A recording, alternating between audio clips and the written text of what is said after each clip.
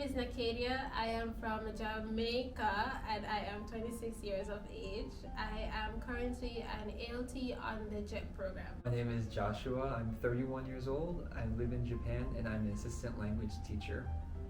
My name is Emily. I am 30 years old. I'm originally from the United States, but I currently work for a company in Japan.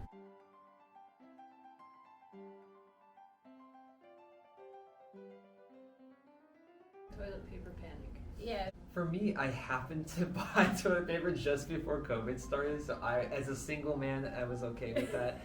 But most people were like very panicked about it. When are we gonna get it? When is the stock coming back in? It's gone everywhere. Yeah. In our town, when the toilet paper disappeared, I didn't have a problem with it because living on your own, you don't use that much toilet paper. I was almost out. You got Oh what? yeah, I think you said your mom had to send you something. No, my mom offered to send me some. Okay. I was never that desperate. Yeah. But that was pretty crazy. I thought that was ridiculous. I was just like, how is a toilet paper related to the virus? I do not understand. Oh, you don't know how that started? No. Somebody on the internet made this thing that masks are made out of the same thing that toilet paper is. So when there was a crisis about a virus, they're like, oh no, masks are gonna go out, we better stock up on toilet paper because we could make emergency masks if we need it. What? Yes, that's where that started. And that was started like from I think Twitter in Japan, a Japanese tweet.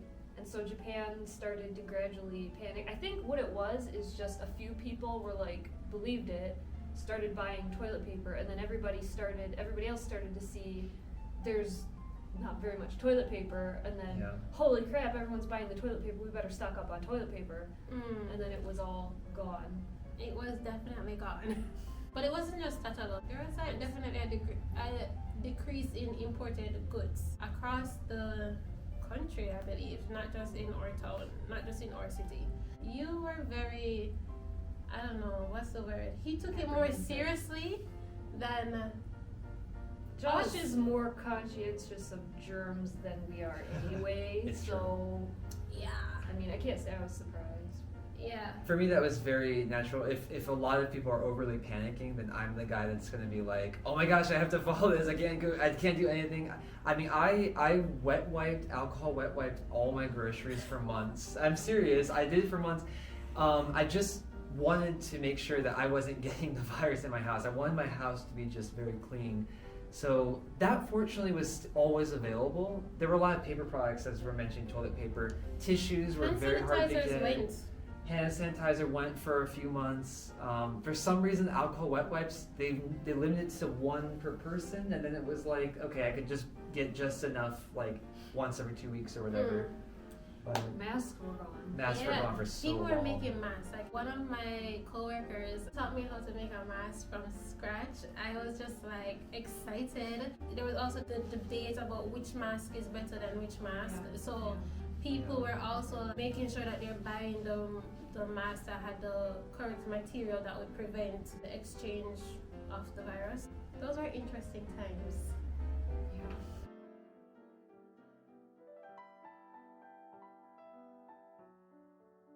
I don't know, but I know what protocol were put in place at my school, and that was that we had to wear a mask, go figure, and we had to, there's a hand sanitizer that's put at the front of the school, so you're supposed to press the bottom part with your foot, and then it's automatically dispenses a foot pedal. That's it. Thank you. My English is failing me. That happens in this country. So you get the hand sanitizer and you move on to your merry life. All of the students and all the teachers had to start taking temperature checks before they left that morning and then the night before.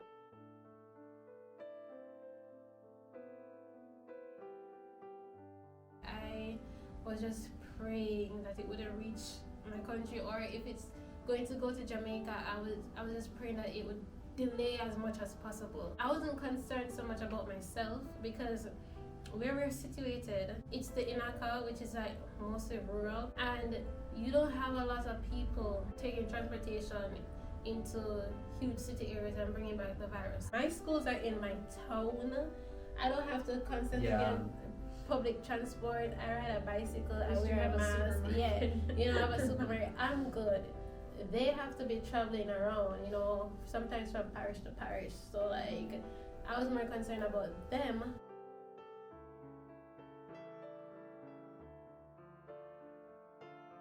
China had the Chinese New Year, and they normally travel to Japan or other Asian countries. I believe there was a debate at the time about whether or not Japan should be allowing Chinese tourists, and that debate continued and continued until eventually the borders got closed or they banned flights from China.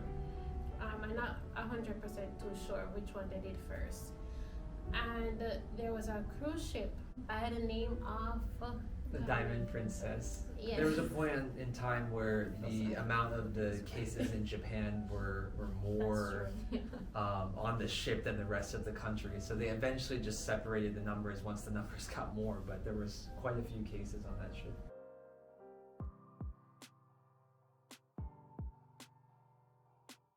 Now everybody's tired of wearing a mask. Yes. Fogs up your glasses when you're walking around in winter time, and oh yeah, I think everyone's getting a little tired of it. So, me being an American, we don't have mask culture like they do in Asia. So, for example, like Korea or Japan, it's pretty common to see people wearing masks in the winter, or if they have a cold, or if you're a teenager and if you're having a bad zit day, you just put a mask on and nobody thinks anything of it. But in the United States, we just don't do that. You wear a mask when one is deemed necessary, like the dentist or the doctor or something. So even though I had lived in Japan for like 5 years before the virus hit, I had never worn a mask before. Like this year was the first time I ever wore a mask, like just out in public ever in my life. And now, because it's become the new normal, I rarely forget to put on the mask when I go outside, but there's the rare time where you're like in a rush and you go out the door, and I will notice immediately if I don't have one. It feels like you're missing something, as if you went out the door without pants or something. Yeah.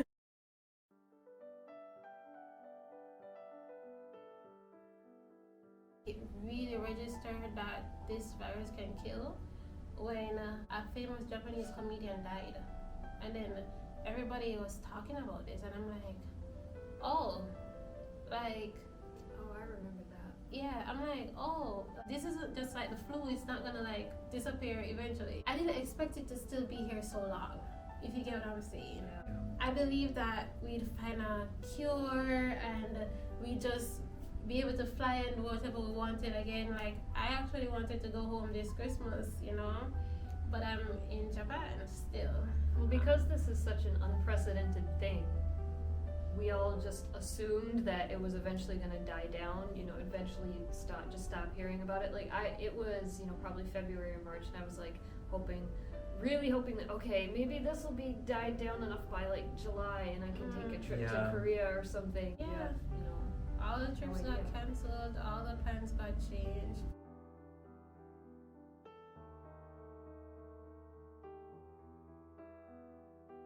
I'm really glad I'm in Japan during this virus instead of other countries, because like in the United States, I think it depends on states, but some states are going really insane with control freaks and like borderline fascism, in my opinion, making it illegal to go to a restaurant, curfews, stuff that is very 1984-ish and scary, and I don't agree with that. I'm very glad that I live in a country that never locked down, is not forcing people to stay in their homes, and just like, hey, you're adults, this is the situation, behave accordingly. And then I go to a restaurant and they're all taking precautions, like they'll take your temperature before you go in, they'll have you sanitize your hands, there's screens and stuff between seats, so it's not like there's this huge danger to going out to eat, because they are taking precautions. I just really respect that people were wearing masks, because I would call people back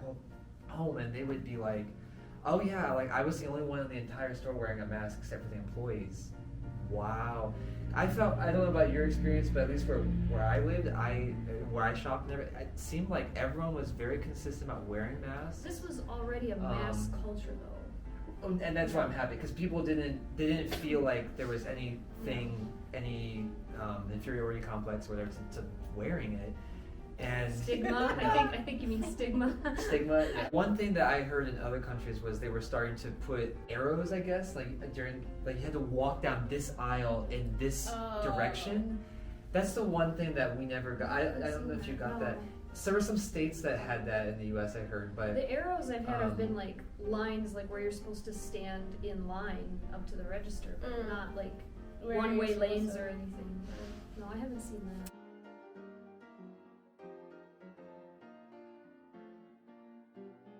So we live in Japan, right? I'm originally from the United States, you're originally from Jamaica, very far away from where we live, right? So when I call my parents, when I call my friends who still live back in the States, we're talking about completely different situations. Like they'll tell me what's going on over there, I'll tell them what's going on over here, and there's nothing really in common. Suddenly, right, I'm calling my parents and it's as if we're in the same city, because I'm talking about the toilet paper panic, and then like just a few weeks later they're talking about the toilet paper panic, and suddenly there's this like what's it like in your supermarket? It's the same in my supermarket. People start putting plastic up or screens and stuff everywhere, right? First they're these crappy temporary things, and then they scale up to something actually made for it. And I call my parents and they're like, oh yeah, it's in ours too. And suddenly it's almost as if I was kind of brought closer to them, if that makes sense, because it almost felt as if we were just another town over, as opposed to on the other side of the world. So the virus brought you guys together. Well, I mean, I know what you're you know what I saying. mean? No, like the whole world, because suddenly the whole world Everybody is was, going through the same thing, right? So So like you could talk to somebody, a friend who lives in like Europe or China, like you go on YouTube, right? And there's, there'll be these English YouTubers that I watch, and they're talking about stuff that's going on in their lives, in their local communities, and I know exactly what they're talking about. I don't have to like imagine it, because the same thing is happening here. And I don't know, it was just, maybe it was more pronounced for me because I've lived here so long, and suddenly I can call my parents and have this common situation to talk about, which you don't have when you live, so far away on the other side of the planet. So I'm not saying it's a good thing or a bad thing, I just thought it was really interesting, fascinating, I guess. One of the things that affected all three of us was when church actually closed. I didn't expect to be so sad when I heard that church was, also taking a break. I was just like, wow, like, what am I supposed to do now? Yeah, sure, I tried doing YouTube churches, like, in this time zone. That would have been Australia for me. But it wasn't the same. Fellowship is, like, really important to me as a Christian. And I felt like I lost that when the church closed. So yeah, when I heard that like church was closing, that was really shocking for me. I think that was the first thing I had that was taken out of my life, and it was just like, wow, I can't go to church. Like, what is this? But then, do you remember what we did after that? We had cell group. Yeah, we made like a very small. So like the English-speaking members of the church, which were like 4 of us at the time.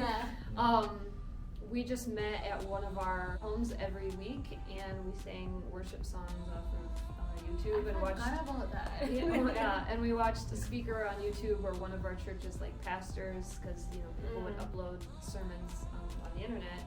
We discussed the sermon afterwards. So we still made an effort to have community, a sense of community and fellowship during that. Those were fun. Like, I missed going to church, I'm not gonna lie, but that was like nice to have a small meeting, and at somebody's home, it was just nice. It was so good. We managed. Yeah, community is important, and I'm very thankful. I don't think we'd be able to survive as well as we have survived during this pandemic if it wasn't for community. And so I'm very thankful for the community that I have here, as well as home, because home always checking in on us and all that stuff. But like the fact that we have each other and we have a wider community That really helped during the pandemic. Yeah, and we were very blessed to have even though those couple months off were kind of rough, we still had church service. Maybe end of May or June, we started having church service again. Whereas my family in Ohio still couldn't go until I think September or October, and even now it's back to online. I don't think So- my dad has been able to go at all. Yeah. Like, I think you have to like reserve your spot or whatever. Oh. Wow. Yeah. My church isn't big, but they did online services for quite a while, and then they opened the doors again eventually, months later. But it was only a small amount of people that were able to attend. I think it might have increased a little in terms of population in the church right now about who can go and who can't go. But they still do online services. Our church also now is regularly uploading their services to YouTube, where we didn't do that before. Yeah. So That was, yeah. so So another thing, positive thing.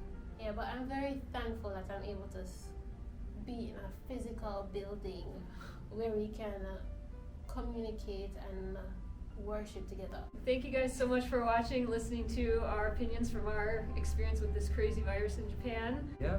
Thanks for Thank listening. you. Bye. Bye.